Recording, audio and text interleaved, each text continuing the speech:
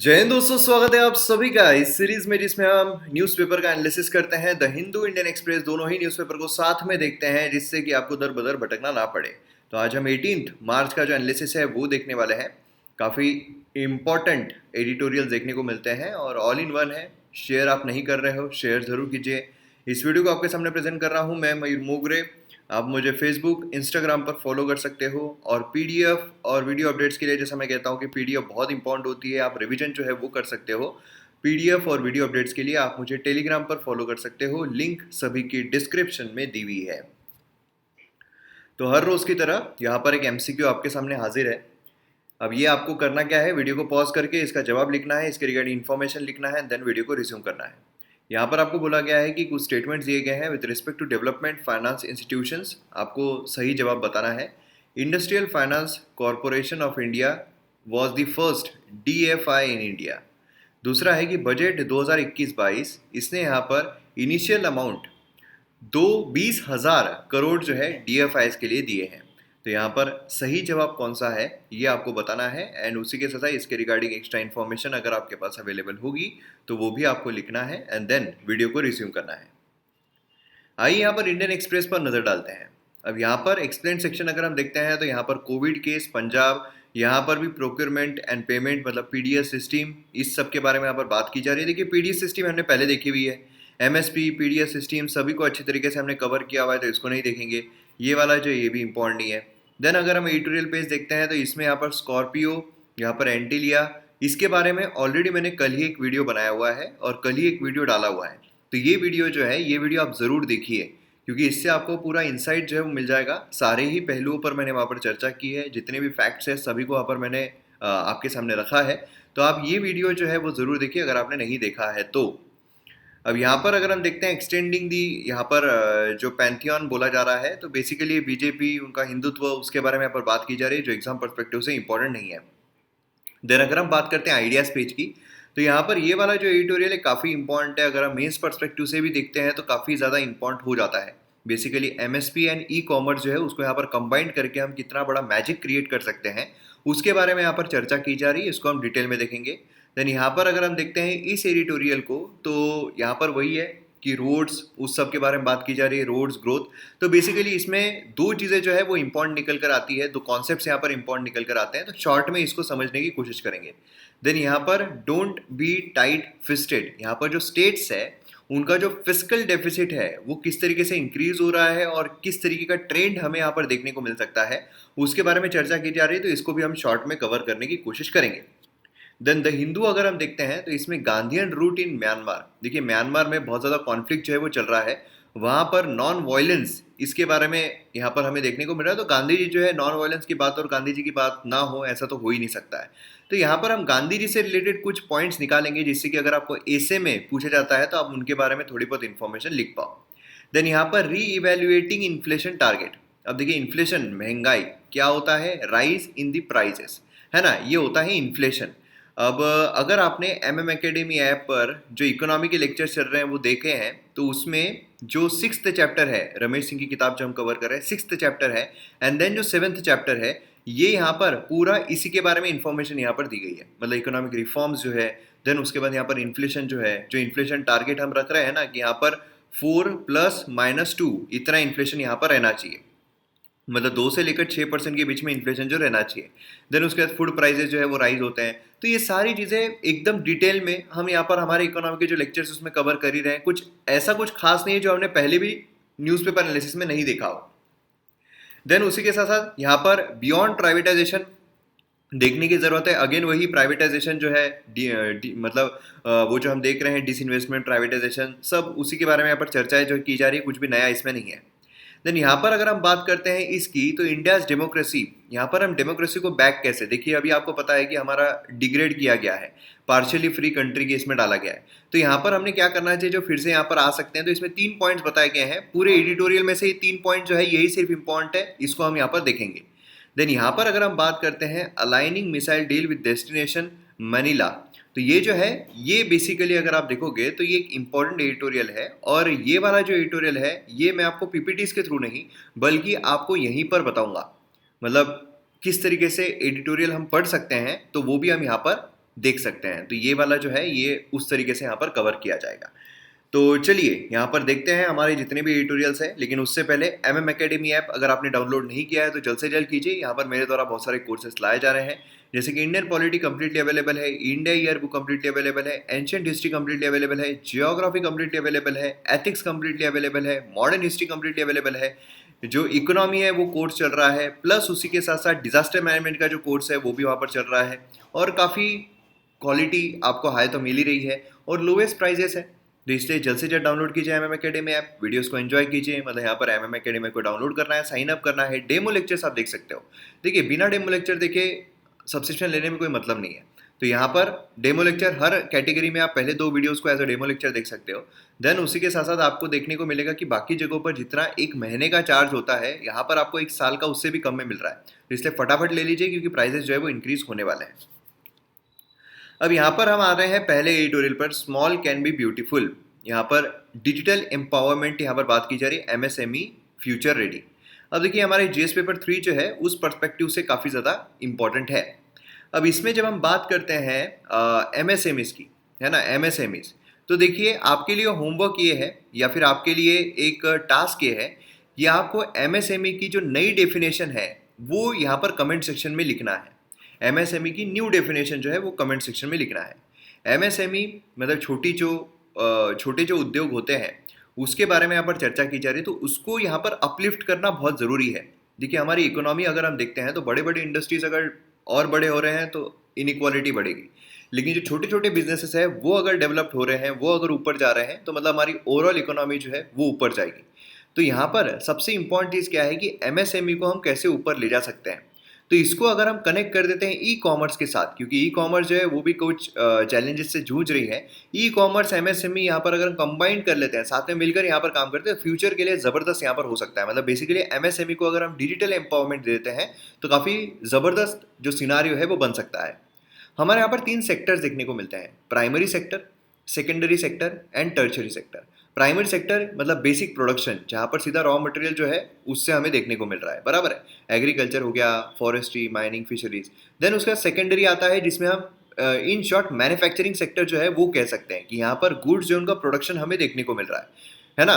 तो यहाँ पर इंडस्ट्रीज बोलिए, कंस्ट्रक्शन, क्राफ्ट्स, ये सब आते हैं। देन आती है टर्शरी सेक्टर जिसको हम सर्विस सेक्टर जो है वो कह सकते हैं, जिसमें banks, transport, education, culture, health, ये सब हमें देखने को मिलता है। अभी देखिए इंडिया अगर हम देखते हैं तो पहले एग्रीकल्चरल कंट्री थी, देन हमने यहाँ पर सीधा जंप किया टर्शरी सेक्टर मतलब सर्विस सेक्टर पर। लेकिन जो मैन्युफैक्चरिंग सेक्टर है उसको हम इतना डेवलप नहीं बना पाए थे। चाइना अगर हम देखते हैं तो उसने मैन्युफैक्चरिंग सेक्टर को बहुत डेवलप्ड बना लिया था, लेकिन अब यहाँ पर हम मैन्युफैक्चरिंग पर काफ़ी ज़्यादा जोर दे रहे हैं, काफ़ी जो उसमें सहूलत है वो प्रोवाइड की जा रही है सरकार के द्वारा। अब यहाँ पर जो मैन्युफैक्चरिंग सेक्टर है ये गेम चेंजर हो सकता है। मैन्युफैक्चरिंग में अभी अगर हम देखते हैं तो एमएसएमई जो है ये सबसे इंपॉर्टेंट रोल प्ले करती है, क्योंकि ये अगर बढ़ेगी तो अपने आप जो ओवरऑल हमारी इकोनॉमी है ये बढ़ेगी, है ना। तो यहाँ पर कॉन्टेक्स्ट अगर हम देखते हैं, ई कॉमर्स जो मार्केट प्लेस है आज के टाइम पर अगर देखा जाए तो बेस्ट पॉसिबल अनेबलर है इस ट्रांसफॉर्मेशन के लिए, minimal cost, innovation and investment के लिए, है ना। मतलब यहाँ पर अगर आप देखोगे तो ई कॉमर्स मार्केट, यहाँ पर क्या होता है, ई कॉमर्स मतलब सब कुछ यहाँ पर ऑनलाइन देखने को मिल रहा है, बराबर है। तो अगर आप देखोगे तो जो अमेजोन हमें देखने को मिलता है, जो फ्लिपकार्ट हमें देखने को मिलता है, इसमें अगर हम देखते हैं तो होता क्या है, इसमें कुछ भी नहीं है। मतलब यहाँ पर अगर आप देखोगे तो एक वो प्लेटफॉर्म की तरह काम कर रहा है ना। अब इसमें सबसे इंपॉर्टेंट चीज ये निकल कर आती है कि ई कॉमर्स मार्केट में आपको ज्यादा खर्चा नहीं लगता है। अगर आपको बेसिकली देखिए दुकान अगर डालनी है तो दुकान जब आप डालोगे तो क्या होगा, दुकान डालोगे तो कुछ भी नहीं, उसमें आपको दुकान डालने का खर्चा लगेगा, है ना। तो उसी के साथ साथ यहाँ पर दुकान अगर डालोगे तो मतलब सोचिए कि माल लेकर आना है, ये करना है, वो करना है, बहुत ज़्यादा खर्चा पड़ेगा, है ना। लेकिन यहाँ पर अगर आप देखोगे ई कॉमर्स में आपको मिनिमल कॉस्ट में होता है, इनोवेशन होता है, इन्वेस्टमेंट जो है वो भी वहाँ पर ज़्यादा लगती नहीं है, बराबर है। तो अब इसमें चाइना अगर हम देखते हैं तो उसने यहाँ पर क्या किया, ट्रेडिशनल मेथड जो उसका इस्तेमाल किया, जो मैन्युफैक्चरिंग सेक्टर है उसमें इंप्रूवमेंट करने के लिए, है ना। अब यहाँ पर अगर आप देखोगे तो ठीक है उसने ट्रेडिशनल मेथड का इस्तेमाल किया है। अब हम क्या कर सकते हैं, हम यहाँ पर जो इनोवेशन है वो यहाँ पर निकाल सकते हैं। इनोवेशन कैसा? तो हम डिजिटल ट्रांसफॉर्मेशन जो है उसमें इन्वेस्ट कर सकते हैं, जिससे कि हम टेक्नोलॉजी को इंप्रूव कर सकते हैं, और टेक्नोलॉजी को अगर हम इंप्रूव करेंगे तो अपने आप जो सिनारियो है वो ऊपर चला जाएगा। समझ में आ रहा है आपको? अब टेक्नोलॉजिकल इनोवेशन कैसे कर सकते हैं, टेक्नोलॉजिकल इंप्रूवमेंट कैसे कर सकते हैं? यहाँ पर ई कॉमर्स ऑलरेडी ऑनलाइन इस पर काम कर रही है। अब ये जो ई कॉमर्स है, इसको अगर हम सीधा हमारे जो ट्रेडिशनल मैन्युफैक्चरिंग है उसे जोड़ देते हैं तो अपने आप बेचने में, एक्सपोर्ट करने में हमें आसानी जाएगी। मतलब अगर हम अपॉर्चुनिटीज के बेसिस पर देखते हैं तो कौन कौन सी अपॉर्चुनिटी इससे निकल कर आती है, तो इसमें अगर हम सप्लाई चेन में इन्वेस्ट करते हैं, ई कॉमर्स सेक्टर ये अपॉर्चुनिटीज प्रोवाइड करता है एमएसएमईज को कि वो यहाँ पर सप्लाई एंड डिलीवरी नेटवर्क में काम आ सकता है। बेसिक सबसे इंपॉर्टेंट चीज क्या है यहाँ पर? सप्लाई चेन, है ना, सप्लाई चेन। अब फर्ज कीजिए कि अगर कोई भी एमएसएमई है, उसको यहाँ पर सबसे पहले तो जो चीज़ें हैं वो चाहिए रहेगी, रॉ मटेरियल चाहिए रहेंगे मैन्युफैक्चर करने के लिए। अब उसने यहाँ पर मैन्युफैक्चर कर लिया, देन उसके बाद उसको सेल करना है ना, देन उसका ट्रांसपोर्टेशन आएगा कि अलग अलग उसको दुकानें ढूंढनी पड़ेगी कि यार ये दुकान में दो, ये दो। कुछ भी नहीं, यहाँ पर ऑनलाइन इसमें देखते हैं, ई कॉमर्स देख लिया, फटाफट फटाफट उस पर कर दो। क्योंकि अगर हम देखते हैं अमेजोन पर तो बहुत सारे ऐसे लोग हैं जो खुद वहां पर मैन्युफैक्चरिंग भी नहीं कर रहे हैं, है ना, वो सीधा वहां पर ले लेके दुकान से लेकर वहां पर बेच रहे हैं। तो ऐसी भी चीजें हमें देखने को मिलती है। स्टार्टअप्स एंड यंग ब्रांड्स जो है, ये यहाँ पर अपॉर्चुनिटीज यहाँ पर उनको मिल सकती है कि वो नेशनल ब्रांड्स यहाँ पर बने, है ना, क्योंकि जब हम ग्लोबल जाते हैं तो नेशनल ब्रांड बन जाते हैं। तो ये चीज हमें देखने को मिलती है। इससे क्या होता है, एडिशनल इनकम जनरेशन जो है वो भी हो जाती है। मतलब समझ लीजिए किसी की एक दुकान है, अब ये छोड़िए ना, दुकान छोड़िए, यहाँ पर मैं आपको रियलिस्टिक एग्जांपल देता हूँ कि समझ लीजिए किसी की एक पर्टिकुलर कोई डिस्ट्रिक्ट में कोचिंग इंस्टीट्यूट है, बराबर है, कोचिंग इंस्टीट्यूट है, और वो काफ़ी रिस्ट्रिक्टिव रह जाएगी, उसी रीजन तक रह जाएगी। लेकिन वही अगर वो ऑनलाइन आ जाते हैं तो ये ग्लोबल हो जाता है। मतलब समझ लीजिए कि ओवरऑल इंडिया में उसको पहचाना जा सकता है। तो ये एक बहुत बड़ा जो बेनिफिट है वो मिल जाता है जब हम ई कॉमर्स पर जाते हैं, कि एक छोटी सी दुकान है, दुकान को हम ग्लोबल यहाँ पर कर सकते हैं ई कॉमर्स से अटैच करके, जिससे क्या होगा कि ई कॉमर्स से उसको एक एडिशनल जो इनकम है वो भी हो जाएगी, बराबर है। बहुत सारे ऑफलाइन स्टोर जो है वो यहाँ पर ई कॉमर्स को अडॉप्ट कर रहे हैं कि यार ठीक है, हमारा ऑफलाइन तो है ही, लेकिन ई कॉमर्स पे भी हम बेचना शुरू कर देते हैं, जिससे क्या होगा कि यहाँ पर ऑनलाइन कोलैबोरेशन के थ्रू उनको एक्स्ट्रा इनकम जो है वो जनरेट हो जाती है। लेकिन देखिए इसमें चैलेंजेस जो है वो भी हमें देखने को मिलते हैं। सबसे पहला तो यहाँ पर चैलेंज हमें देखने को मिलता है, रोड ब्लॉक जो निकल कर आ रहा है वो है जीएसटी का। मतलब यहाँ पर ईज ऑफ डूइंग बिजनेस जो है ऑनलाइन प्लेटफॉर्म्स के लिए इतनी बेहतर नहीं है। जीएसटी जो है, नॉर्मली क्या होता है, जीएसटी पर आपको कब जाना पड़ता है? अगर हम बात करते हैं समझ लीजिए मैन्युफैक्चरिंग की, तो वहाँ पर 40 लाख तक जब आपका जा रहा है, अगर हम सर्विस सेक्टर की बात करें 20 लाख तक आपका जा रहा है, तो फिर आपको क्या करना पड़ेगा, जीएसटी में अप्लाई करना पड़ेगा, जीएसटी रजिस्ट्रेशन लेना पड़ेगा। मगर मगर यहाँ पर क्या हो सकता है कि जो ऑनलाइन प्लेटफॉर्म्स है, ई कॉमर्स प्लेटफॉर्म है, उनको स्टार्टिंग से ही जीएसटी में एनरोल करना पड़ता है। ठीक है, उनका टर्नओवर जो है भले ही कम रहे। अब जीएसटी में ला लिए, बहुत सारे रेगुलेशंस होते हैं, बहुत सारे कंप्लायंसेस होते हैं। अभी क्योंकि एमएम एकेडमी के लिए करना पड़ता है तो पता है, बहुत सारे कंप्लायंस जो है वो होते हैं जहाँ पर मतलब हम अकेले वो नहीं कर सकते हैं। ठीक है। सेकेंड चीज अगर हम देखते हैं तो गवर्नमेंट जो है वो यहाँ पर प्रिंसिपल प्लेस ऑफ बिजनेस, इसको यहाँ पर सिंप्लीफाई करने की जरूरत है। नहीं तो क्या है, प्रिंसिपल प्लेस ऑफ बिजनेस आप बताओ कि प्लेस क्या है आपकी। लेकिन अगर हम प्लेस को यहाँ पर प्लेस ऑफ कम्युनिकेशन से रिप्लेस कर देते हैं, क्या प्लेस छोड़ो ना, कौन सी जगह है वो छोड़ो, वहां पर बैनर लगाया है नहीं लगाया है वो छोड़ो, यहाँ पर हम कम्युनिकेशन कहाँ से कर रहे हैं वो देख लो ना, वो इंपॉर्टेंट है।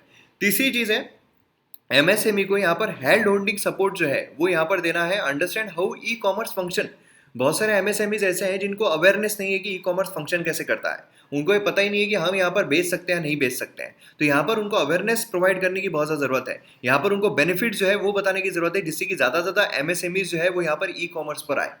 देन यहाँ पर इंफ्रास्ट्रक्चर बिल्ड करना, मतलब फिजिकल बोलिए डिजिटल इंफ्रास्ट्रक्चर बोलिए, यहाँ पर बिल्ड करना, जिससे क्या होगा कि यहाँ पर ट्रांसफॉर्मेशन जो हम लेकर आ सकते हैं।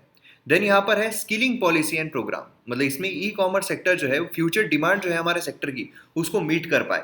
अगर ई कॉमर्स जो है वो फ्यूचर डिमांड को मीट नहीं कर पाती है तो प्रॉब्लम्स क्रिएट हो जाएंगे। इसीलिए यहाँ पर क्या है, ई कॉमर्स सेक्टर को हम यहाँ पर क्या करेंगे, सशक्त करेंगे, स्किलिंग पॉलिसी यहाँ पर लेकर आएंगे, प्रोग्राम्स यहाँ पर लेकर आएंगे, जिससे कि स्किलिंग जो है वो हो जाएगी। देन सिक्स्थ आता है यहाँ पर इंक्रीज एक्सपोर्ट। हम यहाँ पर क्या कर सकते हैं, ई कॉमर्स के जरिए एक्सपोर्ट जो है वो भी बढ़ा सकते हैं। बहुत सारे लोग ऐसे हैं जो यहाँ पर इंडिया में जो नकली जो ज्वेलरी नहीं मिलती है उसको एक्सपोर्ट करते हैं। तो बहुत सारी चीज़ें हैं, बहुत सारी चीज़ें हम एक्सप्लोर कर सकते हैं। ये जो ट्रेडिशनल मेथड है सिर्फ वही नहीं होती है, बहुत सारी चीज़ें हो सकती है। तो ये सारी चीज़ें जो है वो हम कर सकते हैं, यहाँ पर जो चैलेंजेस को हम रिजॉल्व कर सकते हैं। अब कंक्लूजन में हम ये बोल सकते हैं कि एमएसएमईज को सस्टेनेबल और इफेक्टिव बनाना है तो नीड ऑफ द आवर क्या है, यहाँ पर जो ऑटोमेशन है ना, क्या सिर्फ उसी को इफिशियंसी के तहत बनाना है, मतलब प्रोडक्शन जो प्रोसेस है उसको सिर्फ इफिशियंसी के तहत बनाना है इनपुट साइड में? जी नहीं, इसी के साथ साथ हमें यहाँ पर ग्रेटर मार्केट एंड अपॉर्चुनिटीज जो है वो भी यहाँ पर बनाना पड़ेगा ग्लोबल सप्लाई चेन के लिए, जिससे कि यहाँ पर अपॉर्चुनिटीज जो है सिर्फ रिस्ट्रिक्टेड ना रहे और ज़्यादा यहाँ पर फैल जाए। तो यहाँ पर मेंस पर्सपेक्टिव से आपके पास हेल्दी इन्फॉर्मेशन जो है वो आ चुकी है। यहाँ पर नेक्स्ट है डोंट बी टाइट फिस्टेड। अब देखिए जो स्टेट्स है यहाँ पर वही बोल बच्चन किया गया है, जो स्टेट्स है वो उनका बहुत बुरा हाल है। जो स्टेट्स है बेसिकली होता क्या है, पावर कहाँ से मिलती है? पैसों से, फाइनेंस से। तो यहाँ पर स्टेट जो है उनके पास फाइनेंशियल पावर जो है वो कम हो गई है, उसी के साथ साथ जो कोविड है उसकी वजह से और कम हो गया है। प्लस यहाँ पर हुआ क्या है, जो स्टेट्स है उनका रेवेन्यू कोलैप्स हो गया है। कैसे? तो यहाँ पर जो ट्रांसफर है स्टेट से वो भी उनको नहीं मिल रहा है, जो उनका इनकम आना था वो भी यहाँ पर इनकम नहीं आया है, सेंटर जो पैसे देना है वो भी नहीं दे पा रहे हैं, है ना। उसी के साथ यहाँ पर बोरोइंग जो है वो उनको करनी पड़ रही है। अब बोरोइंग मतलब क्या होता है? यहाँ पर फिस्कल डेफिसिट, मैंने कई बार आपको फिस्कल डेफिसिट जो है एक्सप्लेन किया हुआ है। अब देखिए आप सभी को पता है मैं शॉर्ट्स वीडियो जो है वो भी अपलोड करता रहता हूँ, मतलब अभी तो फिलहाल मैं शॉर्ट्स में सिर्फ मोटिवेशनल वीडियोस जो है वही डाल रहा हूँ, लेकिन जल्दी ही जो छोटे छोटे कॉन्सेप्ट्स होते हैं वो भी एक्सप्लेन करते हुए मैं शॉर्ट जो है वो आपके सामने लेकर आऊँगा, जिससे कि आपको फायदा मिलेगा। तो इस इनोवेट ये जो मतलब इनिशिएटिव है इसको आप सपोर्ट ज़रूर कीजिएगा, और जो शॉर्ट्स वीडियो होते हैं इसको भी आप शेयर ज़रूर कीजिएगा। काफ़ी सिंपल होता है शॉर्ट्स वीडियो को शेयर करना।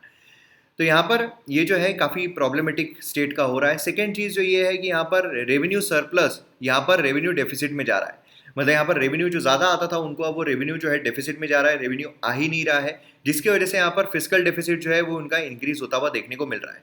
हाँ, एक बात यहाँ पर है कि यहाँ पर सेंटर जो उसने यहाँ पर सीलिंग जो है मार्केट बोरोइंग की वो रेस कर दी है।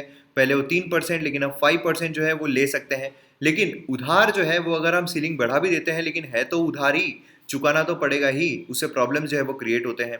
देन फोर्थ अगर हम यहाँ पर देखते हैं तो यहाँ पर आप देखोगे KSV centre states have remarkably budgeted for aggressive fiscal consolidation next year, है ना। यहाँ पर ये बोला जा रहा है कि हाँ सेंटर बोलिए स्टेट बोलिए, यहाँ पर जो फिस्कल कंसोलिडेशन है वो भी काफ़ी अच्छे तरीके से हो सकता है, मतलब यहाँ पर जो उधार है उसको हम यहाँ पर कम कर देंगे, जो फिस्कल डेफिसिट हमारा इंक्रीज हो रहा है उसको हम यहाँ पर कम कर देंगे।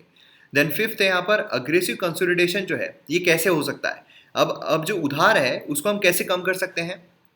समझ लीजिए यहाँ पर इनकम जो है वो है 100 रुपये और जो एक्सपेंडिचर है वो है 200 रुपये, मतलब उधार कितना लिया जा रहा है? 100 रुपये का, मतलब यहाँ पर फिस्कल डेफिसिट जो है वो कितना है? 100 रुपये का। अब ये जो 100 रुपये का फिस्कल डेफिसिट है इसको हम कम कैसे कर सकते हैं? कम कैसे कर सकते हैं? एक्सपेंडिचर को कम करके, है ना। मतलब यहाँ पर 100 रुपये जो है वो आए हैं, यहाँ पर 150 रुपये ही हमने खर्च किए हैं, मतलब यहाँ पर 50 रुपये का उधार हो गया, 50 रुपीज़ ही फिस्कल डेफिसिट हो गया, हमने कम कर दिया। लेकिन यहाँ पर इस चीज़ की बात नहीं हो रही है कि हम एक्सपेंडिचर कम करके, क्योंकि एक्सपेंडिचर कम करना ये तो हमारा फेलियर है, लेकिन हम यहाँ पर कैसे कम करेंगे?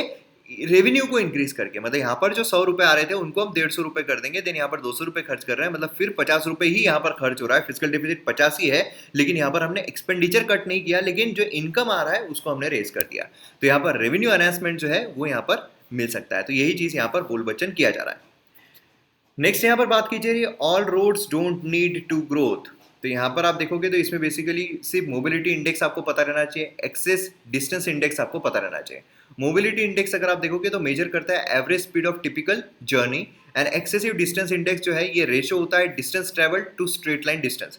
जो भी डिस्टेंस ट्रेवल किया गया है स्ट्रेट लाइन डिस्टेंस जो है कितना किया गया है उस पर, मतलब फर्स्ट जो है वो यहाँ पर क्वालिटी जो है रोड का एंड कंजेशन का वो बताता है, सेकंड जो है कनेक्टिविटी और डेंसिटी जो है रोड नेटवर्क की वो बताता है। तो ये क्या होता है, कभी कभार आपको आ सकता है कि मोबिलिटी इंडेक्स जो है क्या मेजर करता है, मोबिलिटी इंडेक्स जो है क्या है, खासकर प्रीलिम्स पर्सपेक्टिव से इंपॉर्टेंट है, बाकी कुछ भी इसमें से देखने लायक नहीं है।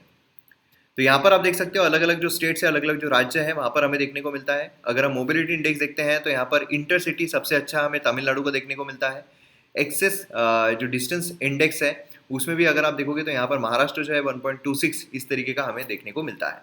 ठीक है, अब यहाँ पर अगर हम बात करते हैं डेमोक्रेसी, तो डेमोक्रेसी जो है हमारी नीचे चली गई है ना। हमारा अगर हम देखते हैं तो डेमोक्रेसी को थोड़ा पार्शियली फ्री बताया गया है। तो अब यहाँ पर पूरा वही बोल बच्चन किया गया है जो चीज़ें हमने देखी हुई कि ये हुआ है वो हुआ है हमारी डेमोक्रेसी ये सब, लेकिन लास्ट में इन्होंने 3 चीज़ें बताई गई कैसे हम यहाँ पर हमारे डेमोक्रेसी को फिर से ला सकते हैं।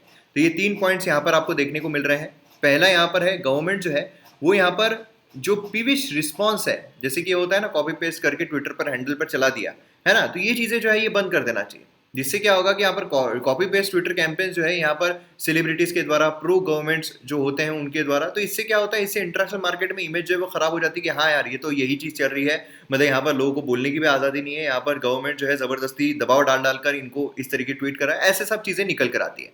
दूसरा अगर हम देखते हैं कोर्ट और प्रेस जो है, जो इंडिपेंडेंट बॉडीज है, इन्होंने इंडिपेंडेंटली ही फंक्शन करना चाहिए, है ना, इन्होंने इंडिपेंडेंस जो है अपना ये यहाँ पर बरकरार रखना चाहिए। यहाँ पर किसी के दबाव में अगर वो काम करते हैं तो इंटरनेशनल मार्केट में वही जाता है कि यार हाँ यहाँ पर तो मतलब जो स्तंभ है, मतलब यहाँ पर अगर आप देखोगे तो 3 पिलर जो है, चौथा पिलर मतलब हमारा जो मीडिया है, ये फंक्शन ही नहीं करते हैं, ये तो गवर्नमेंट जैसा बोलती है वैसा करते हैं, तोते जैसे बोलने लग जाते हैं, तो फिर ये प्रॉब्लम क्रिएट होती है। थर्ड अगर हम देखते हैं तो स्ट्रॉन्ग डेमोक्रेसी जो है, स्ट्रॉन्ग अपोजिशन का भी रहना यहाँ पर बहुत जरूरी है।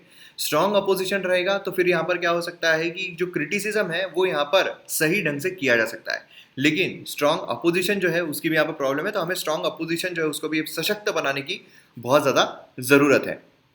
तो यही सारी चीज़ें, इस तरीके से हम हमारी डेमोक्रेसी को फिर से सशक्त बना सकते हैं, ऐसा यहाँ पर बोला जा रहा है। तो इस तरीके से पूरे हमारे एडिटोरियल जो है वो हमें देखने को मिल रहे हैं।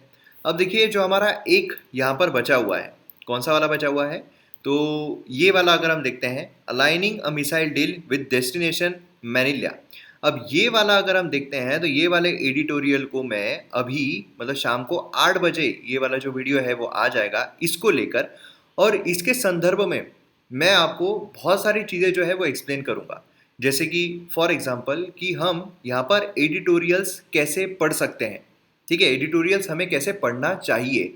क्यों? क्योंकि मैं चाहता हूँ कि आप खुद कैपेबल बन जाओ कि एडिटोरियल्स में से इंपॉर्टेंट चीज़ें कौन सी होती है और एडिटोरियल्स को हमें कैसे पढ़ना चाहिए एग्जाम पर्सपेक्टिव से। क्या होता है, आप खुद सशक्त हो जाओगे तो आपको किसी की ज़रूरत नहीं पड़ेगी। तो मेरा काम है आपको एम्पावर करना, तो इसीलिए आज रात 8 बजे ये लेक्चर आएगा, शार्प 8 बजे, और ये लेक्चर ज़रूर देखिएगा, बहुत ज़्यादा इंपॉर्टेंट लेक्चर ही रहने वाला है, क्योंकि इसमें बहुत सारी चीज़ों पर मैं बात करने वाला हूँ जिससे कि आपको एडिटोरियल देखे बराबर पता चल जाएगा कि हाँ यार कैसे एडिटोरियल्स पढ़ना है और क्या हमारे लिए इंपॉर्टेंट है, क्योंकि एडिटोरियल्स बहुत इंपॉर्टेंट होते हैं। अगर आप देखोगे GS 2-3 खासकर, उसमें से मोस्ट ऑफ द क्वेश्चंस जो है वो पूछ जाते हैं, ठीक है। तो यहाँ पर हमारा ये वीडियो जो है वो हम खत्म करते हैं। आज छोटे छोटे एडिटोरियल्स थे तो ज़्यादा वक्त भी नहीं लगा, तो मिलते हैं हम अगले वीडियो में। वीडियो को शेयर जो है वो ज़रूर कीजिए। जय हिंद।